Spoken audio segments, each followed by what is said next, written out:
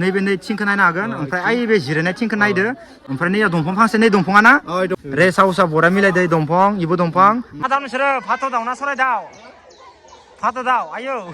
E न'आनो जाहैबाय लोगोफोर नै बेकग्राउन्डनि बै न'आ जाहैबाय लोगोफोर नुदोंना जोंनिया नै रानि आखिदो वाव स' गाइस दा नै जोंनि आदाखौ लोगो मोनफैबाय हे आदा हेनसेट आदा मारै दा खबरा आं दा मोनफैबाय नै जोंनिया नैबे तामुलपुर पार्कआवनो दिनै हाबाफारिया जादोंमोन आदा ओरैनो दिनै मा हाबाफारि दंमोन आदा एसे फोरमायना होदो दिनै जाबाय मेनलि लाखिदो जोङो आउटडोर आरो मोनसे लाखिदो ड्रामा आउटडोर माने जों ओरैबायदि लाखिदो जे गथ'फोरा गावनि मेगनजों नायनानै जिखुनु मोनसे अबजेक्ट थागोन आरो साबजेक्ट थागोन नायनानै जोङो हुबाहु नायनो आखिनो दोङो बेबायदि जाहाथे सोरनि मेगननि नोजोरा बारियो आरो सोरनि अबजारभेसन जाहाथे बारियो बेबायदि खालामबा आउटडोर आखिबा सोरनि मेगननि नोजोर अबजारभेसन कनसेन्ट्रेट गथायनो बारियो बेनो बारिलाङो बेबायदि जों दिन्थिलांबाय दं बेबायदि स' गाइस दा नोंथांमोनाथ' मिथिखाबाय आंथ' बारा मोजां नोंथांमोननो फोरमायनो हायाखैमोन दा आदाया फोरमायना होबाय ओरैनो आदा दिनैनि हाबाफारिया बेसेबां टाइमाव लासै जागोन जिथुबा नैबे हाबाफारिया दा हाबाफारिया जाबाय मेन मर्निं टाइमाव 9 AM निफ्राय दङमोन 12:30 AM सिम जों लाखिदो आउटडोर पेन्टिं बेनिफ्राय लाखिदो जोङो 12 निफ्राय 12टानिफ्राय जों 2टासिम लाखिदो जों ड्रामा लाखिदो दा दिनै बेयाव सोलोंबाय दङ दा किसुमान बडिनि एक्टिभिटिफोरखौ आदसा दा ओमफ्राय दा जिथुबा दा ड्रामा सोलिगासिनो दङ दा ड्रामाखौ आं नोंथांमोननो एसे देखायनोसै माबायदि सोलोंहोबाय थादो दा नोंथांमोना नायलांबाय थाबानो जाबाय नोंथां आथिखालि मोसौनि एक्टिं खालामगासिनो दङ नै बाबुमोना नुदोंना नै थांलाय फैलाय एखेबारे नै वाव थांनाय फैनाय एक्टिं खेगासिनो दङ लोगोफोर नुदोंना बहुत इन्टारेस्टिं आरो ना जोबोद मोजां मारै नांदों बाबु नोङो इखौ एक्टिंखौ खालामनानै मोजां नांदों ना दा नै इथिंगालि एक्टिं सोलिगासिनो दङ जिथुबा मारै थाबायनाय मानाय इफोरनि मोनसे एक्टिं सोलिगासिनो दङ आरो ना लोगोफोर नायनो हागोन नैथिंगालि नैथिं आदा मोना खिगासिनो दङ मोसौआ माबायदि खारो दा नैबे मोनसे पार्टखौ होलायबाय आंनिया फैनाया एसे लेट जाबायना आदा नङाबा द'निफ्राय मोजां देखायनो हागौमोन आङो दा नायग्राफ्रा एसे मोजां फुल नुजोबनाय नंला आरोना भिडिअखौ हथात रिएक्सन होदों औ टाइमाव मा खालामनाय जिखुनु एक्टिं खिनांगौ औ बेबायदि एक्टिं खालामदों ओंखायनो खायफाया ग्रुप वाइस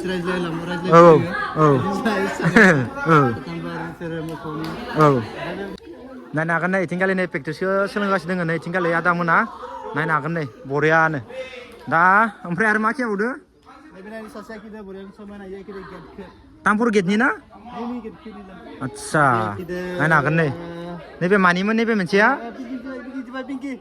नायनो हागोन नै लोगोफोर नैबे गेटआ जाहैबाय बै एन्ट्रि खालामनाया माने मेन स्टेजनि गेट आरोना नैबे दंफाङा जाहैबाय नै लोगोफोरा एसे जुम खालामना देखायनि बै गेटखौ नुदोंना फार्स्ट एन्ट्रि खालामनाया बे दंफां ओमफ्राय नै नैथिंगाल नायनो हागोन लोगोफोर बेखौ सोर आखिदोंमोन पिंकिया हामदो जोबोर मोजां जादो जोबोर मोजां ओरैनो बारायलांबाय थागोन दे बरियानो दा नायनो हागोन लोगोफोर इखौ आखिबाय नैबेखौ आखिबाय ओमफ्राय इथिं रेस्ट हाउस आखिबाय ओमफ्राय स' गाइस दा नै गासैखौबोथ' सोंजोबनो हाया ओमफ्राय नै गासैनिबो बिगोमाफोरा इथिंगालि जिरायजना दङ ओमफ्राय दा लोगोफोर जिथुबा पेइन्टिंखौ माबायदि डिजाइननि आखिदो दा बुयाव आदा एसे देखायनोसै नामा औ इथिंगालि ड्रामा सोलिगासिनो दङ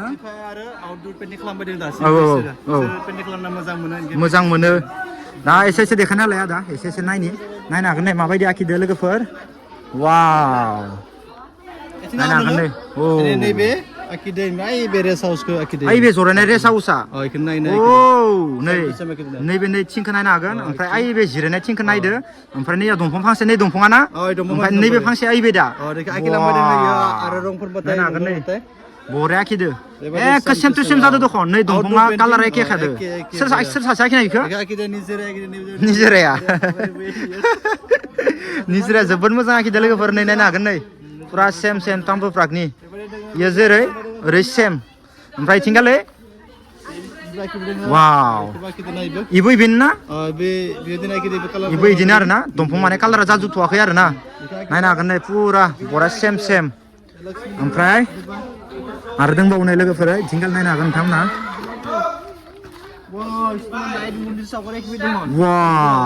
देन्जार दखान बिथ' लाइट रुम ओमफ्राय आथिंगालि इथिं नैबे रेस्ट हाउसखौनो बनायदो ना Wow, नायनो हागोन नै रेस्ट हाउसआ जना दङ माने जिखौ नुबाय दङ ओइ सोर जि जिरायदो माने नैखो आखिगासिनो दङ आरो ना इयाव जिरायबाय दङ इथिं नुबाय दङ जाला सेम सेम दै इबो रेस्ट हाउसआ बरा मिलायदो दंफां इबो दंफां मानसि जिरायनायनि खाथिनि रेस्ट हाउस नै नायनो हागोन नोंथांमोना पुरा हेभि जाखादो इबो बरा आखिदो ओमफ्राय आरो दङ आरो दंबावो ना सेटिंनि प्रेक्टिस खालामबाय दङ इयो ओमफ्राय आरो इथिंगाल दोङो नै इबे आरो माबे आइ खोनाखिदो नाय नाय आइ बे जिरायनायानो मा जिरायनाय खोनाखिदो बवा लोगोफोर नायनो हागोन नै कालार जाथ'वाखै सेटिं दा खालामबाय आं एसे जुम खालामना देखायनि बैखौ नुदोंना नोंथांमोना नै बि न'खौ माने ओमफ्राय नैयाव आखिगासिनो दङ आरो नै रानि सेम सेम कालार होबा बरिया जागोन दा लास्टाव ओमफ्राय नै इथिंगालाय कालार होनाय वाव नैबेनो बै बे न' आरो ना नायनो हागोन नै जुम खालामना देखायदों आं एसे कालार होबाय बाय सेम जादों इबो नै रानि आखिनाय ओमफ्राय आथिं दंबावो न' इबे आरो मानि इया किदाय न'खौ नायनो नागिरदो ओइ बे नङा बेखौ नायनो नागिरदो वा नायनो हागोन नै लोगोफोर नैबे न'खौ एसे मोजां नायदो ओमफ्राय नायनानै ओइ बे न'खौ नायदो ना एसे जुम खालामना देखायनो लोगोफोर नायनो हागोन नै पुरा सेम सेम जादों आरो ना नै नायनो हागोन नै बरियानो मोजां जादों इबो जानाया ओइ बे खोरखि जाहैबाय ओमफ्राय इथिं गालि हाबनाय जाहैबाय लामाया गार्ल्स आरो बयसनि आरो ना थ' जोबोर मोजां जादों नै इथिं गालि नै रानि मोना आखिदो इथिं गालि ओमफ्राय गाल दोङो नै रानि दे खिथानो गासे हो तेजपुरसे वाव बहुत गोजाननि बिथाङाबो ओमफ्राय नै इथिं गालि आदाया सिनायथि होबाय थादो तेजपुरसे तेजपुरनि गोजान गोजाननि गोजा आरो ना लोगोफोर दा नै इथिं गालि गोबां दंबावो आरो सोलिगासिनो दोङो स्नेहा बोथियामारि ओहो दा नै आरो सोलिगासिनो दङ इथिं गालिबो आंनिया फैनाया एसे लेट जाबाय लोगोफोर नङाबा एसे देखायबावनो हागौमोन इथिं गालि दोङो गेरुवा वा तामुलपुर गेरुवा भगतपुरा इनो हाइ सोमोन्दैसिन आरो न' क्लास 3 बा क्लास 3 आव फरायगासिनो नोंनि बाबुआ थिंगाले दिप्ति ओहो ओमफ्राय थिं खबुंखुसि मा जागानि रानिया नावखालि सकमारी ये भी उनको नाना सा मन सोतो सा प्यारा सा देखो उन्दै खरतुकट कहाँ से हो गाँव क्या है नगाव गेरुवा ओहो मोजांथार नै रानियाबो ओमफ्राय थिंगाल दोङो कासे हो वा सिकनिबारि काखते आमार काखते मा जागानि दारकुसिनि दा नायनो हागोन इथिंगाले दे गासिबो दारकुसिनिनो नोङो दारकुसिनिनो ओमफ्राय नैबेथ' जोंनिया मा गामिनिमोनथाय इथिंगाले नै दारकुसि नोंनियाबो दारकुसि सोब दारकुसि गोजा नोंनिया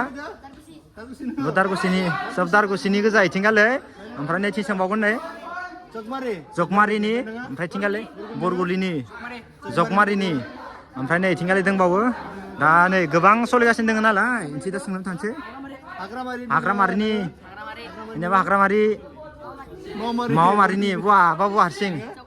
जगमारिनि दा नायनो हागोन नै इथिंगाले गासैबो बारांगाबारिनि वा मोजांलै सौरागुरि तामुलपुरनि बाबुलाय राङाफालिनि वा मोजां सलाना ओहो आंनिया फैनाय एसे लेट जाबायना न'आव भिडिअ क्लिपखौ एसे देखायनो हागौमोन दा नै इथिंगाले दंबावो नै दा आरो दा नै आङो भिडिअखौ बारा खालामबाय थाया आङो जिखुनु जाया जेसानाय थाब खालामनो सेस्था खालाम इथिंगाले दा एक्टिंआ सोलिगासिनो दङ नै माबायदि थाबायनो गोनां जादों नै गङै खारबाय थादों दा इसोरो नुदोंना थाबायनाय एक्टिं लोगोफोर नैबे दा नायनो हागोन नै इथिं जागासिनो दङ गङै थाबायनाय एक्टिं आरो ना नैबे लोगोफोर दा नायनो हागोन नै इथिंगाले नैबे आरो सोब माने दाउ जानानै थांनाय आरो न' माने दाउनि साउन्डखौबो गाबहोखादों न' नैबे माने दाउ जानानै थाबायनाय नैबे गार्ल्सफोरनिया दाउ ओमफ्राय इथिंगाले आरो बयसफोरनि उन्दैफोरनि आरो दयनिया मामोन अमा जानाय मोसौ जानायमोन आरो ना दा नैसिना नै दाउ जानानै खारगासिनो दङ नै केब अस गाबबाय थादों नै मा दाउ नोंसोरो फाथ' दाउ ना सराय दाउ फाथ' दाउ आयौ नायनो हागोन नै इथिंगाले दा फाथ' दाउ जानानै खारगासिनो दङ नायनो हागोन नै लोगोफोर इथिंगाले नैबे न'खौ नायनो हागोन ओमफ्राय बै नै बे न'आ सेमनो नै जोंनिया नै रानि आखिदो वाव मोजां दे रानि जोबोर मोजां जादो एखे सेम जाखादो आरो ना बिन'दो आन्दाज खालामनाय सेम आरो ना नायनो हागोन नै वाव इ न'आनो जाहैबाय लोगोफोर नै बेकग्राउन्डनि बै न'आ जाहैबाय लोगोफोर नुदोंना बेनो आरोना गाइस थ' जोबोद मोजां नांबाय नैयाव नागिरबानो नुखाबाय आरो न' पार्कआव हाबनाय लोगो लोगोनो माने फुरा हाबाफारिया जोबजोब्बाय ओमफ्राय दा आङो आदानाव दिनै सोंगोन जिथुबा दिनैनि हाबाफारिया मामोन आरो गाबोन सबनिया मा मा हाबाफारि दोङो दा आं आदानाव एसे सोंनोसै नोंथांमोना एसे खोनासंना लाबानो जाबाय ओरैनो दिनै आदा दिनै जिथुबा मा मा हाबाफारि दंमोन एसे फोरमायना होदो दिनै जाबाय वर्कशपनि जाबाय सेकेन्ड डेज खालामदोंमोन जों आउटडोर पेइन्टिं लाखिदोंमोन साक्सेसफुलि आउटडोर पेइन्टिंआव जों खालामना जाबाय बयबो फरायसाफ्रा मोजां आखिदो मोजां अबजार्भ खालामदो जेन खालामना आखिदो ओमफ्राय सेकेन्डआव लाखिदो जों मा होनो ड्रामा लाखिदो मिया फार्स्ट थांबाय दिनै सेकेन्ड दे ओमफ्राय गाबोन थार्डआव मा जागोन ओरैनो सानब्रैनि हाबाफारि आदसा ओरैनो सानब्रैनि हाबाफारि मिया दिनदो साननै थांबाय ओमफ्राय गाबोननि हाबाफारिया मा जागोन जिथुबा पर्ट्रेट दङ गाबोन आरो इयाव ड्रामाबो दङ पर्ट्रेट ड्रामा मोननै थागोन आदसा ओमफ्राय आरो लास्ट जोबखालि रिभाइज जागोन जे मा सोलोंजाखो फार्स्ट डेनिफ्राय सेकेन्ड डे थार्ड डेसिम ओमफ्राय मिटिं थागोन आलासि थागोन जोंना आलासि लिंहरनाय जादों आलासि महरै थागोन आरो आलासिफोरा फैनानै सावगारिनि सायाव मोजां फोरमायगोन गार्जेन लोगोसे आरो फरायसाफोर आदसा इनो लास्ट खालि आलासि महरै इनो सोरखौ हांख्रायनाय जादों जिथुबा आदाया लास्ट खालि थागोन डाइरेक्ट बुंबाबोरियाव जानो थेबो थागोन बिसोरखौ इनभाइट खालामनाय जादों जोंनिया गरायसर समस्थिनि